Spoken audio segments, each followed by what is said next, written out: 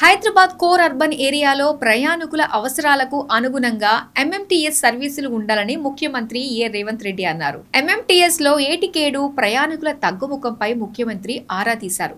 MMTS సర్వీసులపై శాసన మండలి హాల్లో ముఖ్యమంత్రి రేవంత్ రెడ్డి గురువారం సమీక్ష నిర్వహించారు. కార్యాలయాల సమయాల్లో ఎంఎంటీఎస్ ల సంఖ్య పెంచడంతో పాటు క్రమం తప్పకుండా సమయపాలన పాటిస్తూ సర్వీసులు నడపాలని సీఎం ఆదేశించారు. ఎంఎంటీఎస్ స్టేషన్ల వద్దకు ఆర్టీసీ బస్సులు వెళ్లేందుకు అవకాశం లేకపోవటం, స్టేషన్లు లోపలికి ఉన్నందున అక్కడకు రాకపోకలు సాగించేందుకు వీలుగా మినీ బస్సులు నడిపే అంశాన్ని పరిశీలించాలని సీఎం ఆదేశించారు. ఎంఎంటీఎస్ స్టేషన్లలో ప్రయాణికులకు అవసరమైన అన్ని వసతులు ఏర్పాటు చేయాలని సీఎం ఆదేశించారు.